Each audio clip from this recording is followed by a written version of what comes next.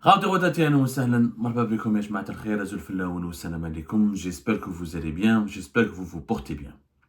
Je pense que toutes les Algériennes et tous les Algériens doivent suivre de près et attentivement et se concentrer vraiment sur ce qui se passe en ce moment en Syrie.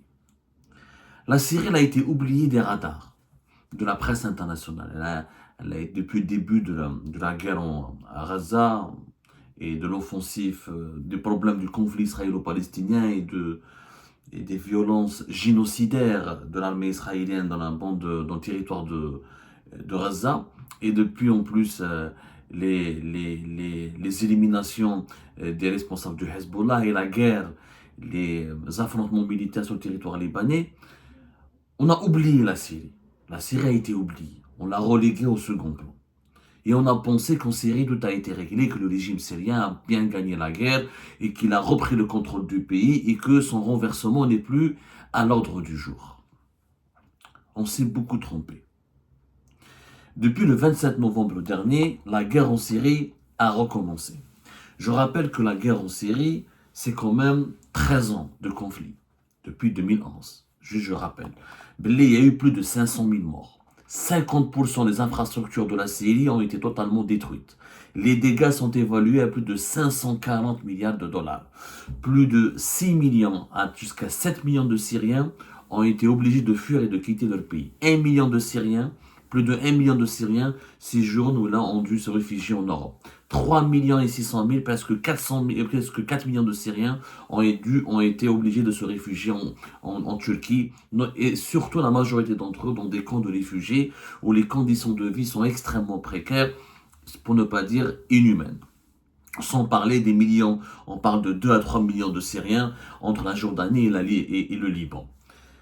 Situation catastrophique pour ce pays qui était l'un des pays les plus progressistes du monde arabe, l'un des pays les plus beaux du monde arabe, des grands patrimoines historiques millénaires, des villes millénaires, des traditions culturelles millénaires, un pays de grand métissage culturel. Il y avait des chiites, des chrétiens, des sunnites, des kurdes, des turkmènes, des arabes. C'est une mosaïque exceptionnelle, la Syrie. Je dis bien mosaïque exceptionnelle, qui a été totalement détruite.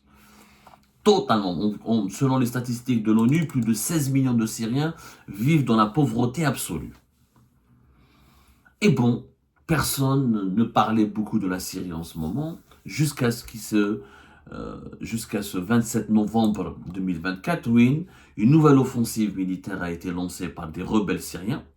Donc, pour vous schématiser un peu, c'est important de comprendre ce qui se passe en Syrie, vous allez savoir pourquoi, je vais vous expliquer pourquoi les Algériens sont concernés, ou ils doivent s'intéresser, parce que ce qui se passe en ce moment en Syrie, c'est le miroir des potentiels dangers qui pourront se produire en Algérie.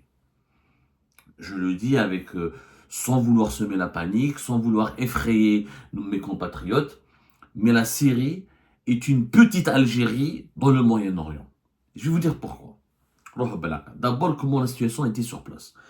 Jusqu'à ce 27 novembre 2024, le territoire syrien était contrôlé à 70% par le régime de Bachar al-Assad, qui, grâce au soutien de la Russie, au soutien du Hezbollah et au soutien de l'Iran, a pu éviter son effondrement. De 2017 à 2018, il a enchaîné les victoires militaires jusqu'à 2019, où il a imposé son contrôle à 70% du territoire. Le reste, 30% du territoire, était partagé, on va dire, par des rebelles. Je connais les rebelles syriens. Alors, les rebelles syriens, c'est un mélange de groupes armés. Où alors, il y a des Kurdes. Au nord, on va dire les Kurdes se sont emparés, contrôlés par des régions, ils sont contrôlés des régions du pays kurde qui est pas très loin de la Turquie. C'est les Kurdes. Ils ont un parti politique qui s'appelle le FDS. Je dis bien le FDS, Front démocratique, etc. Mais c'est des Kurdes. Bon, ils ont des appellations politiques, mais on ne va pas utiliser les appellations politiques parce que ça ne sert à rien. Parce que moi, c'est beaucoup plus des appartenances idéologiques et ethniques. Les forces, ça s'appelle les forces démocratiques syriennes, FDS. C'est les Kurdes. Ils contrôlent toute la région qui va à la frontière de la Turquie, une partie du centre du pays, jusqu'à 2024, jusqu'en novembre. Ensuite, il y avait un groupe qui s'appelait l'armée syrienne libre, qui contrôlait quelques régions, toujours à la frontière de la Turquie, au nord de la Syrie, et une région qui était contrôlée par des islamistes djihadistes qui étaient rattachés à Al-Qaïda. C'est un groupe qui s'appelle Hayat Tahrir al-Sham. Voilà. Les Kurdes, l'armée syrienne libre, et les islamistes radicaux, les djihadistes, Hayat Tahrir al-Sham. Les islamistes radicaux, dont personne ne connaissait réellement, parce qu'auparavant, le groupe Hayat Tahrir al-Sham, il a été créé officiellement en 2017. C'était une fusion de plusieurs autres groupes islamistes, et comme Jabhat al-Nusra, notamment. C'est un groupe d'islamistes, Harakat Nouruddin al-Zanki, Harakat Ansar al-Din, Liwa al-Haq, Jaish al-Sunna, Jaish al-Ahrar. Donc là, c'était des groupes armés islamistes. Donc beaucoup d'entre eux avaient des relations avec Al-Qaïda, d'autres groupes avaient des relations avec Daesh, l'État islamique. En 2017, les Daesh ou Al-Qaïda ont été battus, etc., avec l'intervention russe, iranienne, et les bombardements américains, occidentaux, etc. Et ben, ils ont créé un nouveau front, Jabhat Jdida, Ayatollah Hayat Tahrir al-Sham. Il faut savoir, c'est important cet élément, que contrairement aux Kurdes qui sont soutenus par les Occidentaux, notamment les Américains, etc., l'armée nationale libre des Syriennes, était soutenue essentiellement par la Turquie et le Qatar. Le Qatar et la Turquie finançaient les mouvements islamistes armés qui ont eu le temps de s'armer. Ils ont contrôlé la région, notamment la région de Idlib, au nord de la Syrie, où l'armée syrienne libre était aux frontières de la Turquie. Ils étaient armés et soutenus financièrement par le Qatar et la Turquie. Le régime al-Assad,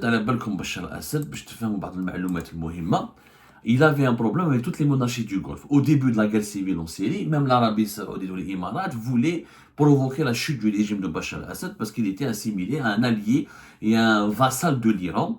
Et la Syrie était considérée par les monarchies du Golfe comme une menace pour leur sécurité parce que c'était une colonie iranienne et comme il y avait beaucoup de problèmes avec les Iraniens, donc les Saoudiens et les Émiratis voulaient aussi la chute de Bachar al-Assad. Ce qui a changé depuis 2023, puisque, rappelez-vous, en mars 2023, l'Arabie Saoudite et l'Iran font un pacte de non-agression, signent des accords de paix sous l'égide de la Chine, et ils arrêtent officiellement, ils se sont engagés officiellement à ne pas se faire la guerre et de cesser les hostilités l'un vers l'autre. L'Émirat n'a pas signé avec les Iraniens, mais les Émiratis et les Saoudiens sont sur la même ligne politique, ils sont solidaires entre eux, et souvent les Émiratis s'alignent sur les positions saoudiennes, et les Saoudiens intègrent ou la consultent ou s'associent aux Émiratis dans leur manière de gérer les affaires étrangères ou les intérêts vitaux dans la région. Les Émirats et les Saoudiens sont dans le même clan. Donc, la Syrie revient dans la Ligue arabe, officiellement, et on pensait que le problème était réglé. C'était en mai 2023 où la Syrie a officiellement rejoint la Ligue arabe. Après, il y avait le sommet de Jeddah, etc. Le 19 mai 2023, qui a officiellement permis le retour de la Syrie à la Ligue arabe. Et on pensait donc à ce moment-là que le régime syrien était sorti victorieux. Sauf que, les monarchies du Golfe, le Qatar n'a jamais accepté le retour de la Syrie, n'a jamais voulu faire la paix avec la Syrie. Et si les Émiratis et les Saoudiens ont repris leurs relations diplomatiques avec le régime de Bachar al-Assad, le Qatar n'a jamais voulu rétablir ses relations diplomatiques. Il est dans une position hostile. Il a continué, via la Turquie, à financer des groupes armés rebelles qui sont essentiellement Hayat Sham, ce qu'on les appelle aujourd'hui Hayat Tahrir al-Sham, et l'armée nationale libre. L'armée nationale libre syrienne, c'est plus la Turquie que le Qatar, mais Hayat Tahrir al-Sham, c'est le Qatar, c'est Doha. C'est connu, c'est documenté, une presse spécialisée, des experts en sécurité, en relations internationales, en lutte contre le terrorisme, en renseignement, les spécialistes du renseignement, les experts du Proche-Orient ont suffisamment écrit toute une littérature sur ce sujet-là et beaucoup de documents, beaucoup de documentation qui démontrent que entre Hayat Tahrir al-Sham ou le Qatar, les liens sont liés. Ou d'ailleurs, le leader de ce mouvement qui est devenu une sorte de star en Syrie, Abu Mohammed al-Joulani, c'était Ligue ou Sunni, c'est l'équivalent de Hassan Nasrallah à Shia. C'est-à-dire que le Qatar, avec la Turquie, ils ont créé un mini Hezbollah en Syrie pour contrecarrer l'influence de Hezbollah qui est venu sauver ou intervenir aux côtés de Bachar al-Assad pour empêcher sa chute. Erdogan, la Turquie, toujours, n'a jamais eu de bonnes relations avec Bachar al-Assad. Et elle a toujours voulu renverser Bachar al-Assad parce que la Turquie elle a peur que les Kurdes prennent leur indépendance et menacent la sécurité nationale. Et pour elle, Bachar al-Assad est trop proche des Iraniens, etc. et des Russes. Et il ne partage pas, il est dans un camp qui est totalement adversaire au camp de la Turquie. Et la Turquie a voulu toujours placer un régime en Syrie qui lui est favorable, qui lui est soumis et qui est allié, qui a acquis à ses intérêts pour pouvoir sécuriser ses frontières et pouvoir empêcher les Kurdes de faire un État. Tchèque-Tchouka géopolitique qui est important de vous expliquer parce qu'aujourd'hui, les principaux acteurs de ce conflit, qui sont le Qatar et la Turquie, sont lesquels cette offensive militaire du 27 novembre n'aurait jamais pu avoir lieu, sont les amis du régime Tebboune, du régime actuel. Là, j'en parlerai après. Donc, où sera à la surprise générale, le 27 novembre, ont décidé de lancer une offensive militaire pour reprendre la grande ville de Alep, au nord de la Syrie. En moins d'une semaine, entre le 27 et le 4 décembre, ils ont pris 3 grandes villes. C'était la plus grande offensive militaire réalisée en Syrie depuis 2011. Le régime de Bachar al-Assad, il a perdu Alep, il a perdu ensuite la ville de Hamma, et maintenant les rebelles islamistes sont à Homs, pas très loin, à 150 km de Damas.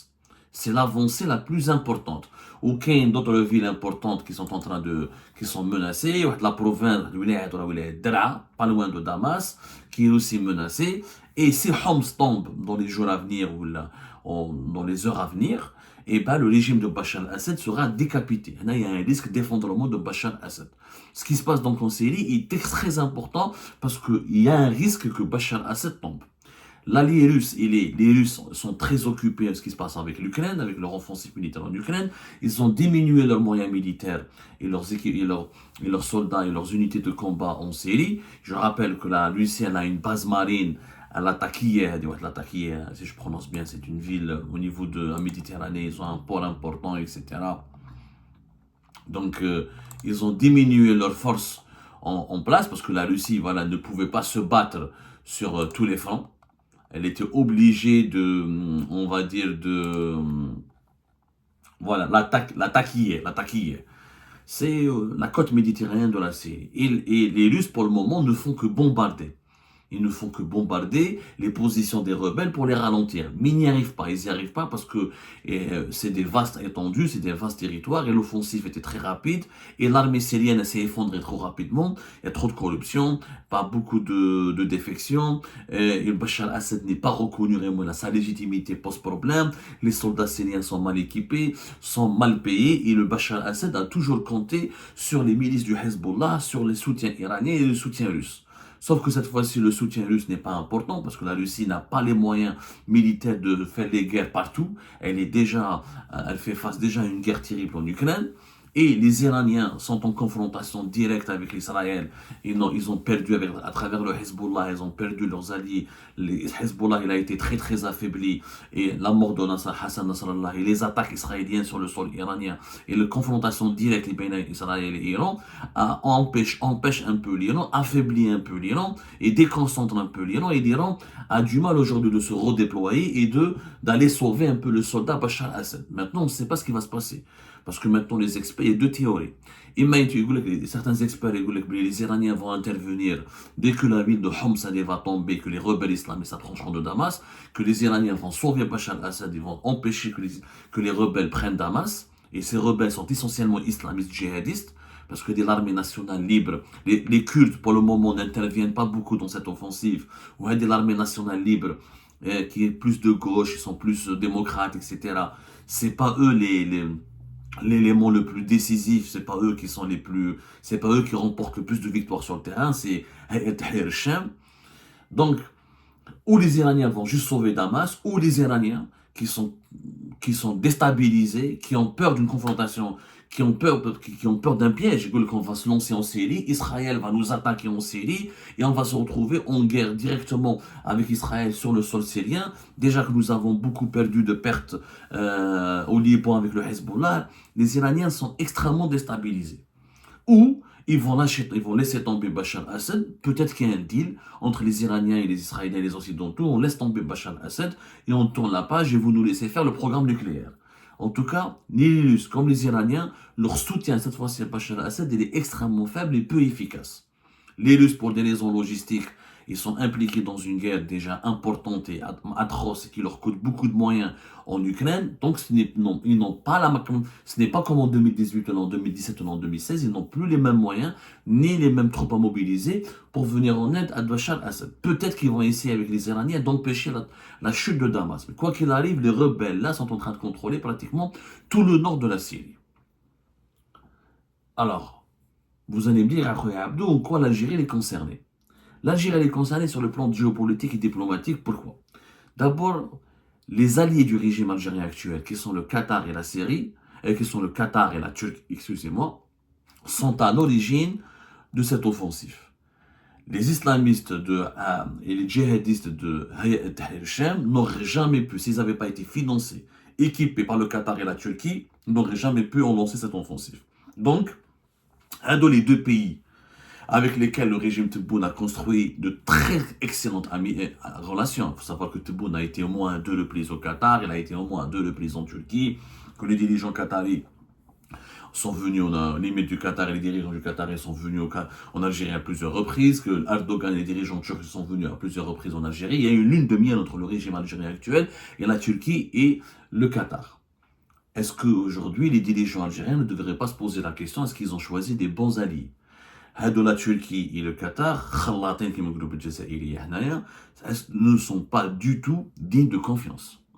La Turquie, jusqu'à il y a 15 jours, jusqu'au mois d'octobre et novembre 2024, a voulu tisser de bonnes relations avec Bachar al-Assad, tourner la page des tensions. Il faisait croire à la Syrie de Bachar al-Assad qu'il était temps de tourner la page et de construire de bonnes relations, ou des relations sur des bassins. Et juste à la fin du mois de novembre, ses alliés ont lancé une offensive militaire.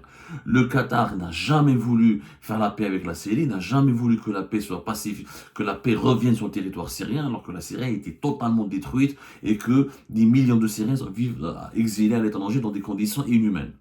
Le Qatar et la Turquie, principaux amis du régime actuel, sont clairement des acteurs diaboliques qui sont en train de déstabiliser, qui ont profité du conflit israélo-palestinien ou là du conflit israélo-iranien, parce que l'Iran est impliqué avec le Hamas et le Hezbollah, et l'Iran a subi des attaques sur son sol et elle essaye de se protéger contre Israël, donc l'Iran elle est affaiblie, la Turquie et le Qatar ils en ont profité pour neutraliser Bachar al-Assad et se débarrasser de lui et imposer en Syrie un nouveau pouvoir qui l'aurait totalement soumis ou l'a acquis.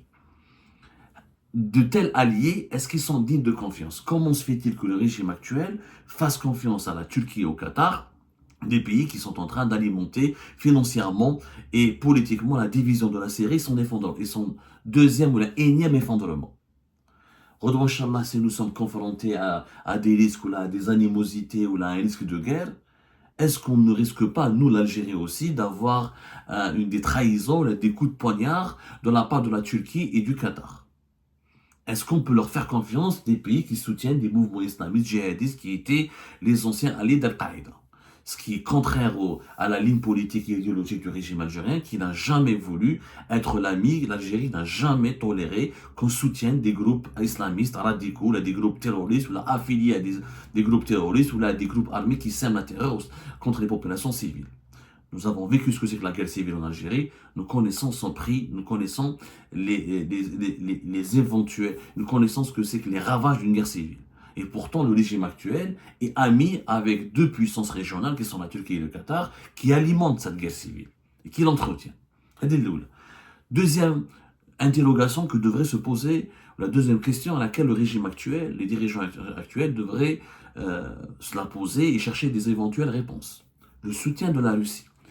Le régime actuel, depuis 2020-2021, face aux problèmes avec le Maroc, face au conflit avec la France face aux relations conflictuelles avec la France et l'Espagne, face aux menaces sionistes dans la région en Afrique du Nord, on a toujours fait croire que l'armée algérienne elle est solide parce qu'elle s'appuie sur son allié traditionnel qui est la Russie, les armes russes, l'appui militaire russe, l'amitié avec la Russie. On voit que la Russie est en train d'abandonner ou elle n'est pas capable de sauver pour le moment, n'est pas en train de sauver Bachar Assad. Et que quand la Russie elle est débordée sur le front ukrainien et qu'elle a envie de assurer ses arrières en Ukraine, et comme d'ailleurs on oublie que le premier allié militaire de la Russie c'était l'Arménie en 2020 lors de la guerre avec l'Azerbaïdjan, l'Arménie elle a été laminée, elle a été liquidée, elle a failli, une des terribles défaites pour l'Arménie, alors que les Russes étaient censés protéger militairement l'Arménie, ça n'a pas marché. Et aujourd'hui, Bachar Assad la Syrie, la Russie n'arrive pas à le protéger contre l'avancée des rebelles et que l'armement russe n'est pas encore une fois extrêmement efficace ou déterminant dans ce conflit. Est-ce que c'est judicieux de la part de l'Algérie de continuer de dépendre militairement de la Russie, de ne pas diversifier ses partenaires militaires, de croire que la Russie sera un allié au cas où l'Algérie sera menacée, ou là, en s'appuyant uniquement sur l'appui militaire russe, sommes-nous capables, nous en Algérie, de protéger notre sécurité nationale? Moi, je doute très fort. Je vois que les pays qui s'appuient uniquement sur la Russie, comme l'Arménie et la Syrie, finissent très mal. Rappelez-vous quand même, la guerre Arménie-Azerbaïdjan. Les derniers a déjà fait 2020. Comment l'Azerbaïdjan, appuyé par Israël et la Turquie, c'était en 2021, voilà, 2021-2020, a rapidement éliminé, a rapidement gagné contre l'Arménie, qui était soutenue, je rappelle, par la Russie de Poutine. Donc, deuxième enseignement. Troisième enseignement. Est-ce que l'Algérie ne risque pas un scénario comme la Syrie? Quels sont les points de ressemblance entre la Syrie et l'Algérie? Quand je dis elle ne risque pas un scénario à la syrienne, ça veut dire avoir des alliés qui vont se retourner contre nous, qui vont nous poignarder dans le dos, une dépendance militaire accrue vis-à-vis de la Russie qui nous sera dommageable et préjudiciable et qui pourra plus nous empêcher de se défendre que renforcer notre défense. Et trois, un scénario de déstabilisation en interne, parce que c'est quoi la ressemblance principale entre la Syrie et l'Algérie? C'est que la Syrie est une dictature absolue. Pas de liberté d'expression, pas d'opposition tolérée, pas de liberté des médias, les opposants étaient torturés, jetés en prison. Bien sûr que je parle de la Syrie, de l'Algérie d'aujourd'hui. L'Algérie de Bouteflika n'a jamais été, elle ressemblait jamais à la Syrie.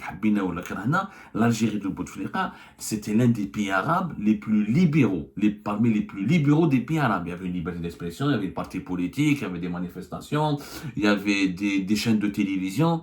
Mais l'Algérie d'aujourd'hui, j'ai l'impression, la nouvelle Algérie ressemble énormément à la Syrie. Autoritarisme très ferme, plus de liberté des médias, des opposants rejetés en prison ou sous contrôle judiciaire, ou des opposants exilés. Donc, le régime syrien et le régime actuel algérien ont une même caractéristique, l'autoritarisme absolu. Deuxièmement, autre caractéristique commune, c'est que la Syrie de Bachar Assad, comme de son père, a toujours utilisé sa guerre contre Israël, la lutte contre le sionisme, comme étant un critère de légitimité, comme une source de légitimité absolue.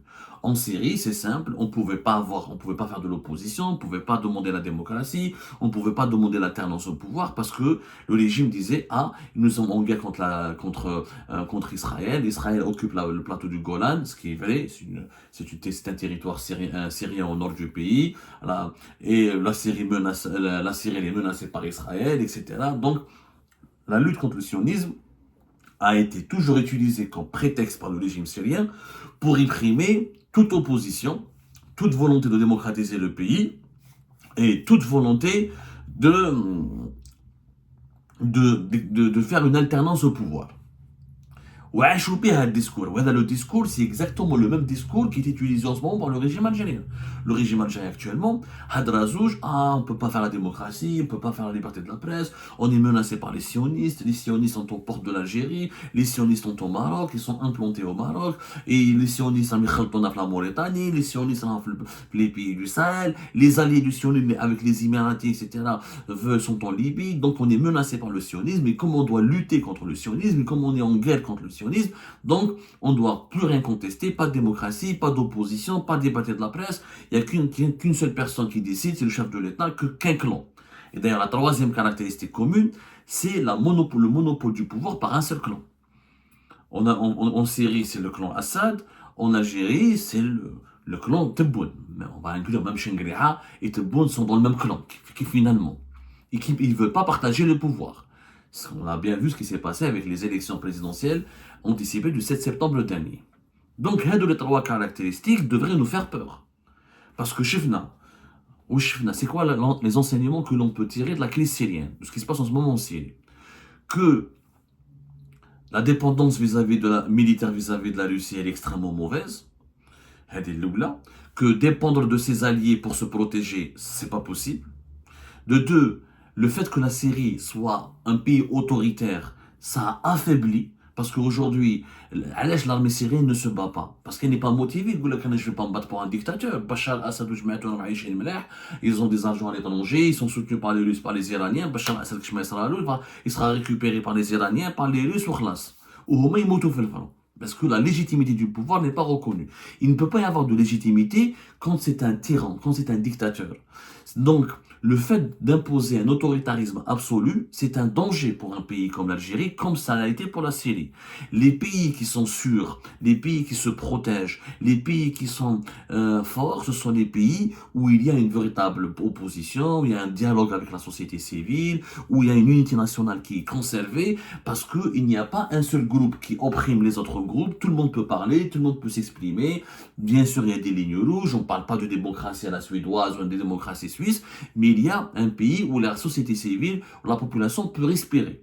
Dans un pays où la population elle est opprimée, où il n'y a pas d'opposition, il n'y a pas de médias, il n'y a pas de parti politique, et ben le régime qui dirige ce pays, à un moment donné, quand il est attaqué, quand il est agressé, les gens vont se désolidariser de lui, ils vont se retourner contre lui. Il dit viens me soutenir au nom de l'unité nationale. L'unité nationale, c'est quoi? C'est justement l'unité nationale. C'est pas l'unité du régime, c'est l'unité de la nation. L'unité de la nation, il faudrait c'est-à-dire qu'il y ait des partis d'opposition, une presse libre. Donc, il faut libéraliser le champ politique. Il faut absolument que l'Algérie ne fasse pas cette erreur syrienne. Belli, quand un seul clan monopolise le pouvoir au pays et qui opprime toutes les autres composantes de la société, quand il ne tolère ni opposition, ni critique, ni médias libres, ça va créer des frustrations internes et nationales qui vont affaiblir l'unité nationale et ne vont pas la renforcer. L'unité nationale ne peut être renforcée que par une véritable vie démocratique. C'est-à-dire des opposants, la société civile, des médias, qui sont tous unis pour protéger le pays, mais pour qu'on soit unis, il faut qu'on arrive à se parler ensemble, à dialoguer ensemble, à s'exprimer, à échanger des idées, etc. Mais la répression totale et l'autoritarisme ne garantit pas la sécurité du pays. On le voit bien avec la Syrie. Donc, il faut absolument tirer les enseignements. Les Algériens et les Algériens doivent le suivre, encore une fois, de près. Parce que juste après la Syrie, le seul pays qui ressemble au fond et qui a les mêmes problèmes que la Syrie, dans le monde arabe, c'est l'Algérie. Antisioniste, l'antisionisme ne peut pas tout justifier. Et avoir une opposition libre et démocratique ne veut pas dire avoir des partisans d'Israël. Personne n'est un partisan. Moi, je suis opposant, je ne suis pas partisan d'Israël. Je suis critique, je dénonce les violences de l'armée israélienne contre la population de Gaza. Je ne suis pas pour la normalisation avec Israël à tout prix, pas du tout. Mais c'est pas parce qu'on doit lutter contre le sionisme que je ne dois pas m'exprimer, que je ne dois pas parler. Si à chaque fois qu'un opposant parle, tu l'accuses d'être un agent du sionisme ou un chien du sionisme, c'est que finalement qui va lutter? Ça c'est un prétexte autoritaire. Ça n'a pas aidé la Syrie à se protéger.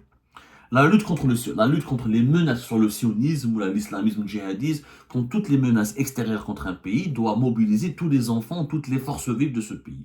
Pas un seul clan, pas celui qui dirige au pouvoir. Il n'y a aucun pays qui a été protégé que par un seul clan. Un pays protégé par un peuple uni, par des autorités, un État légitime, par une armée structurée, disciplinée, moderne, pas par un clan au pouvoir. Donc, il faut arrêter d'utiliser l'antisionisme pour réprimer l'opposition, pour réprimer la démocratie et pour réprimer toute voix contestataire. Là, on ne restaure, je le dis, un message très important, si on ne restaure pas une vie démocratique en Algérie, on risque de payer une facture très lourde.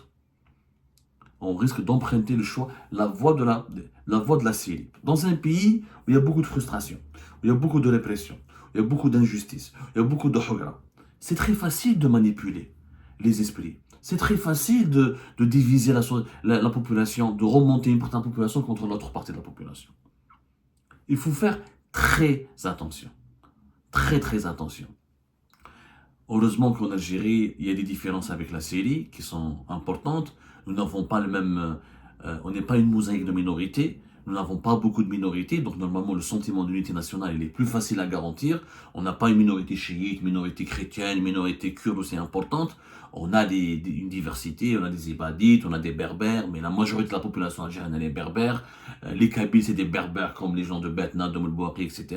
Le chef Nafel Hirak, en 2019, le peuple algérien a démontré qu'il a les mêmes slogans, il a les mêmes attentes, il a les mêmes espoirs. Donc il y a une unité nationale qui est déjà garantie. Nous avons un socle commun en Algérie. Ce qui est beaucoup plus faible ça, la Syrie ne l'a pas parce qu'il y a trop de minorités et que le clan au pouvoir en Syrie, c'est un clan qui est aussi originaire de la même ethnie, les Alaouites. Alhamdoulilah, on n'a pas cet ethnicisme pour le moment. On a le régionalisme, mais on a l'ethnicisme. Mais il faut faire gaffe. Je ne dis pas que la prochaine Syrie sera l'Algérie, je dis juste qu'il y a un risque très fort que les erreurs du régime algérien ressemblent beaucoup, les erreurs du régime actuel en Algérie ressemblent beaucoup aux erreurs du régime syrien, et que le fonctionnement actuel du régime algérien ressemble beaucoup au fonctionnement malsain et opaque et maladroit du régime syrien. Et que ça peut, avec les mêmes alliances, la même dépendance militaire vis-à-vis de la Russie, la même naïveté dont fait preuve l'actuel régime vis-à-vis de la Turquie et du Qatar, ça peut nous emmener vers des situations de crise extrêmement menaçantes et dangereuses contre notre pays. Bouteflika à son époque, nous avons gagné contre nous avons stoppé la menace de Daesh, comment? Parce que le pays respirait, parce qu'on avait des sociétés civiles qui étaient mobilisées, parce que la mosquée était plus libre, parce que les médias étaient plus libres, parce que les zawaya étaient plus libres. On pouvait utiliser des droits démocratiques et des droits politiques pour se mobiliser contre la menace de Daesh et pour protéger notre pays. Là, aujourd'hui, personne n'est libre, personne ne peut parler, personne ne peut s'exprimer. Il n'y a qu'un clan qui veut tout décider tout seul, pas de consultation, personne n'est associé. Le pouvoir, il est pyramidal, le centre de décision, il est pyramidal. C'est pas comme ça qu'on peut protéger l'Algérie. C'est pour ça que je le répète et je le dis, il faut s'inspirer des erreurs du régime syrien qui ont mené aujourd'hui la Syrie à la situation catastrophique dans laquelle elle se trouve.